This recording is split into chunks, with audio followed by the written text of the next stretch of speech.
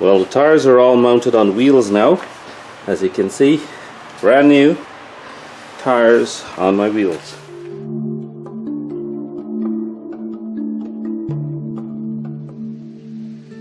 Dunlop Road Smart 3s.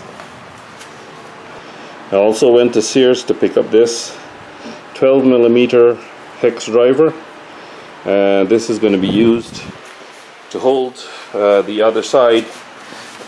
This thing here. Well, we're going to reinstall the front wheel now, and we're going to do the whole thing, the whole bike, put the whole bike back together in the reverse order, which we took it apart. So roll this in between there, and then try to catch. There's mosquito in here, so I got to hurry up. Try to catch the axle back in there again. Pushing it in from one side without a helper. Okay, you just jiggle it into place, I guess. Okay, so there's a spacer that goes on the left side here. Okay, when I got the wheel back from the dealership, that spacer must have come out when the guy was installing the tire, and he stuck it back in on the right hand side of the wheel. And unknown to me, I just put it back in just now and tried to install the front axle with the spacer on the right hand side, and it didn't work. I had to go open my manual back again. It's always good to read the manual when in doubt, and realize that the spacer is supposed to be on the left hand side. So I moved the spacer back onto the left hand side, put in the axle, and it went right in, no problem. So what they said now is that you've got to install this thing here into the left, why am I so clumsy, into the left side, and tighten it finger tight. And then you're going to put your brake calipers back on, and then what you're supposed to do is to take the weight on the front wheel, and then you know, compress the spring up and down to seat the wheel and everything, to align everything back up together. So that's finger tight there, and I've not done anything with this special tool on the left side. So what we're going to do now is slip those calipers back on. Okay, so we undo our beautiful twist tie here and install the caliper back on carefully, not scratching the wheels, hopefully. That back on like that, and then install the bolts. 38 Newton meters is what I'm told. Now, the problem is my old torque wrench only goes down as low as 43.5 Newton meters. So, oh, what am I doing? It's a socket. So it only goes down as low as 43.5 Newton meters, which means that I've got a little bit of judgment to exercise here. I'm not going to run out to the store and buy a new torque wrench just now, but this torque wrench is kind of old, and I'm going to retire it. So when I buy the new one, I'll make sure that it can go down. It'll cover the gap between my my small one and my big one, and certainly should have the ability to do 38 Newton meters.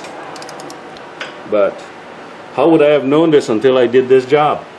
Okay, so here's 43.5 Newton meters going on this bolt, or maybe I won't go as high as that, but let's see how much it is. Oh man.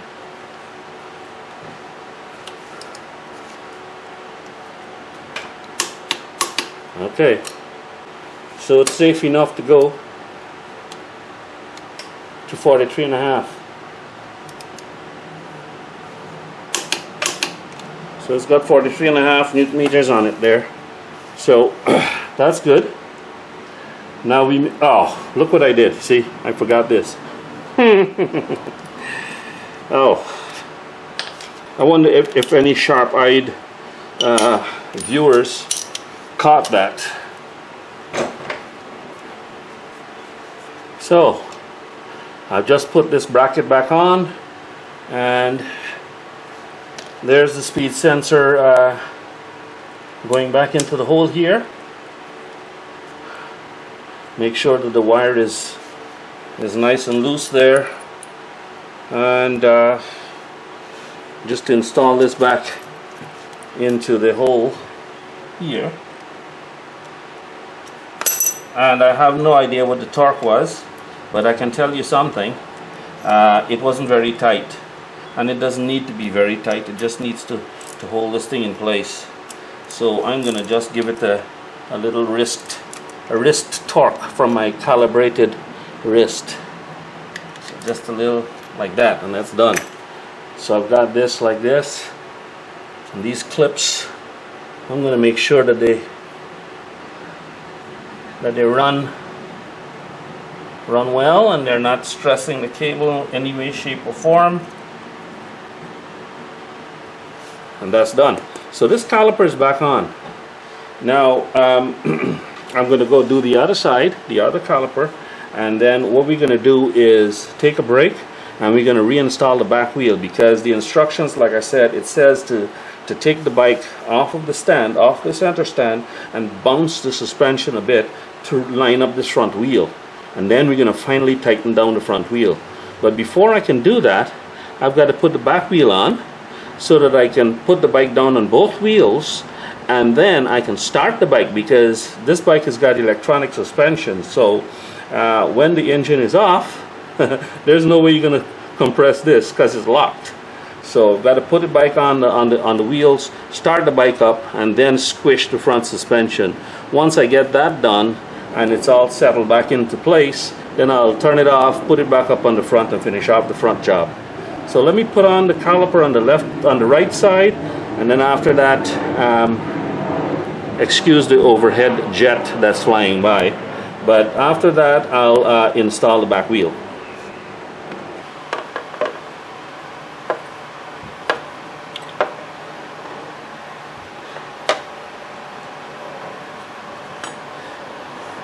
Again, those calipers, those pads I mean, they still got grooves in them, and I should actually go have a quick look at the book to see how low they can go before they need to be changed. But oops, stupid me, I just pushed the bloody one of the pads away from the piston. Okay, carefully, when you're putting it back in, don't push the pad away from the piston, please. Add to the frustration of your job. Okay, good. So where are those bolts? I'm gonna go take a minute to go see how thick those or how thin those pads can go before you've got to be replaced. Okay, good news. Minimum thickness 1 millimeter. So I can continue on. Not that I was gonna stop, because I can't afford to stop. I don't have any pads. But anyway, 1 millimeter, and those pads had probably 3 millimeters on them. So I'm going to go ahead and order some pads and have them on hand, and one fine day I'm going to just change them out, and probably won't wait until I get all the way down to 1 millimeter, but I'll go ahead and get a set. So let's tighten these up and finish up this job. So these two bolts tighten down to 43.5 Newton meters, because that's as low as my torque wrench will go. And now we're going to go install the back wheel. The front wheel is up off the ground. So what I'm going to do now is I've got that front axle finger tight. I'm going to just let down the front wheel so this goes up. Now, as you can see, the rear axle is up in the air. and there's a kind of a lip to that. If you can see, you roll this out of the way, there's this lip. So what you need to do is to raise the wheel off the ground, and then catch one of these bolts into the hole, one of the holes, as you start your mounting process. It helps to have 3 hands, but sometimes you gotta use your foot.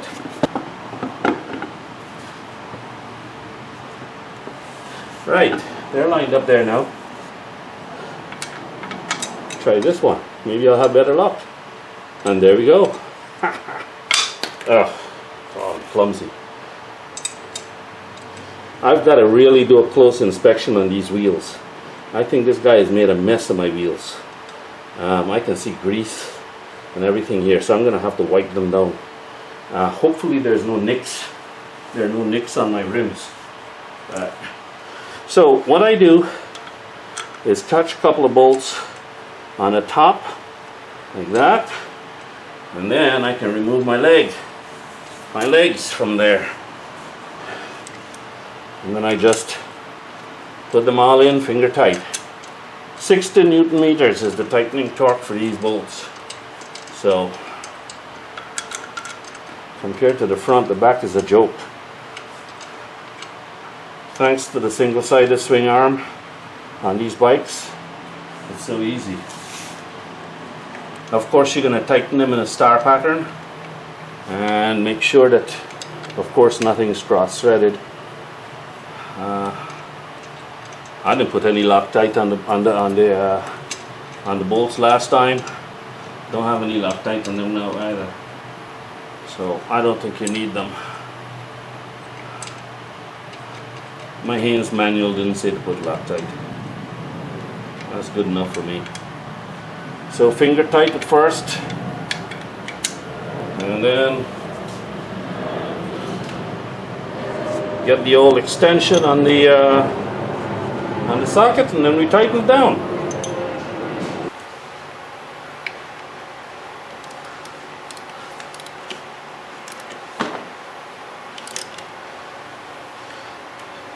Diagonal pattern.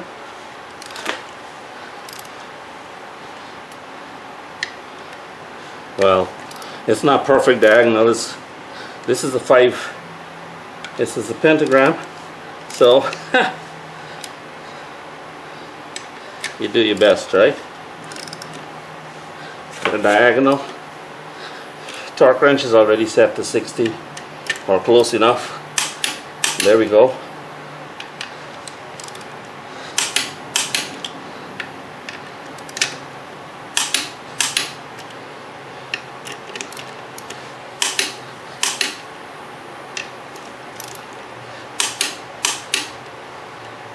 Then I go around in a circle to make sure that I didn't forget anybody.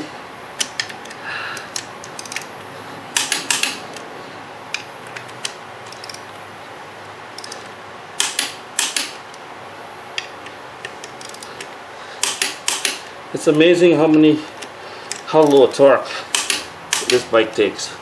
That's it. Back wheel is all torqued down. So now I'm going to put the muffler back on. Right? Because don't forget, I got to start this bike up.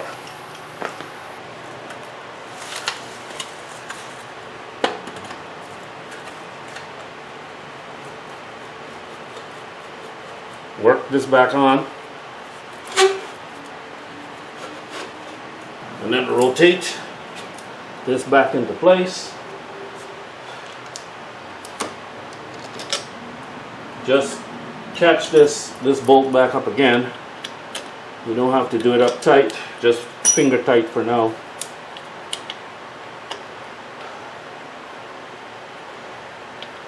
So easy this is to work on.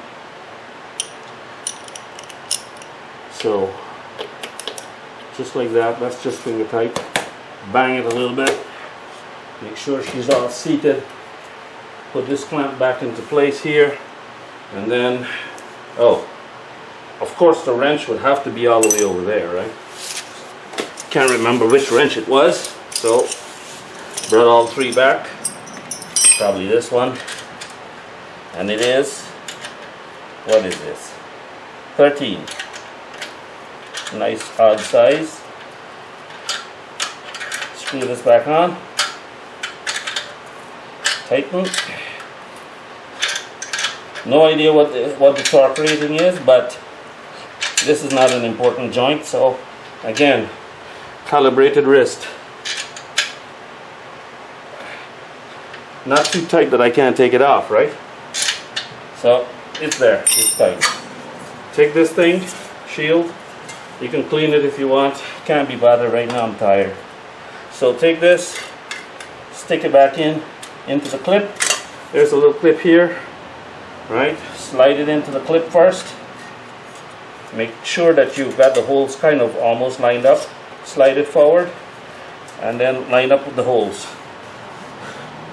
You've got these little screws to go back in here. Catch your screws up. These are normal trim screws, so again, not a lot of torque on these guys. So I had already taken the bike off of the stand, bounced it a few times, started the engine up, and turned it off, and I put it back on the side, on the center stand. Now I'm going to tighten up the front axle. The front axle has to be tightened to 50 Newton meters. So here we go. We've got with the new tool that I just got, and of course this beautiful thing here that I bought off of Amazon.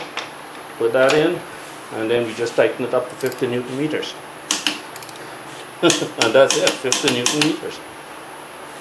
So that's done. Then these pinch bolts, as you can see, they're really slack. 19 Newton meters, 19. So now I can go get my little baby torque wrench and torque that down to 19 Newton meters. I'll be back.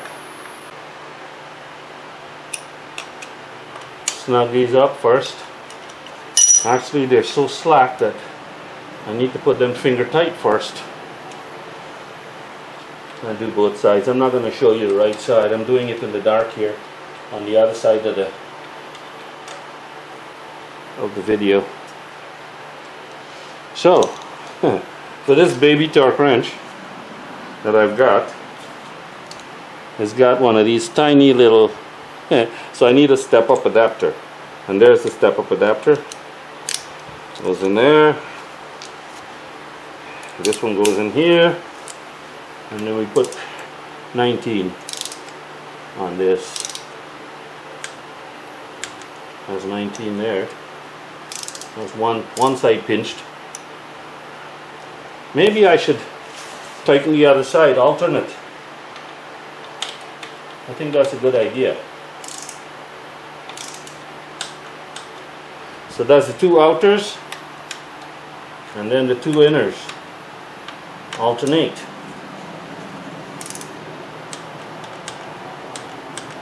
It doesn't click very loudly. That's that inner one on the left side, then the inner one on the right side.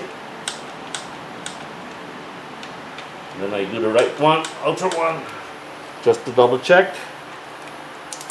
Outer one just to double check. Oh, it went again.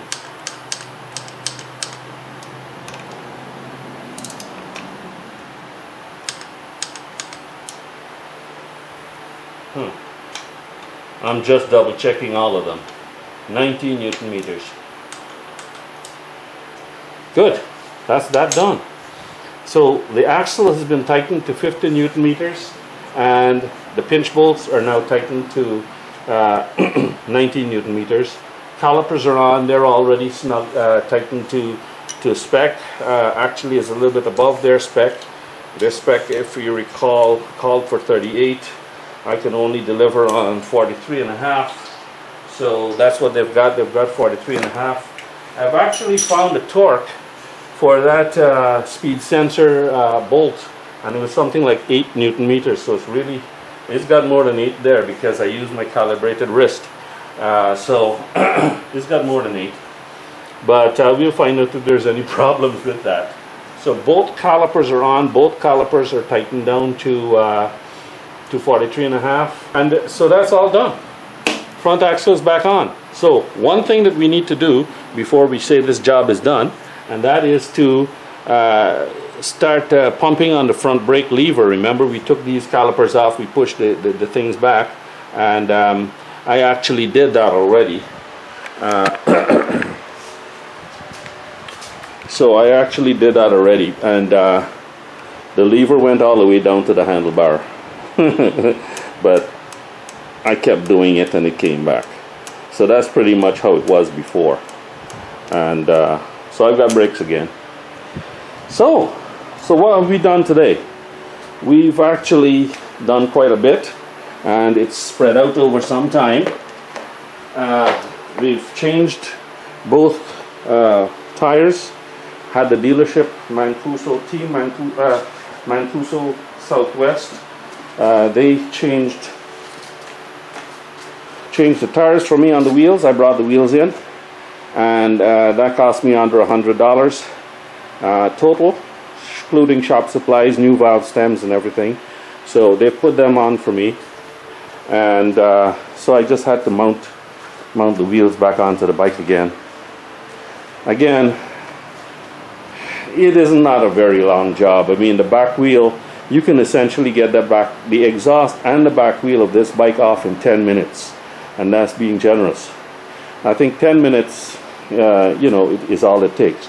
And now that I've done the front wheel, I would say by the time you tie everything up and take your time and all that, and then you've got to jack the bike up and everything, so it's probably half an hour to 45 minutes if you take your time. There's no rush ever working with these things, so half an hour to 45 minutes, and you'll have it off. And then putting it back on, of course, you've got to make sure that you've got your torque wrench. Let me turn this light off, it's not needed. You've got your torque wrench set to the right torque, and so putting it back on is probably takes a little bit longer, but not necessarily. So bike is back together, and brand new tires, Dunlop Road Smart 3s, and they're going to be a little bit slippery at first, so I'm going to have to take it easy, but I can't wait to try these out and to see how they perform when they get scuffed up and they're ready to go. So hope you enjoyed the video, and hope you learned a lot. I didn't have too many tips to share other than well, I had to go out and buy a couple of things.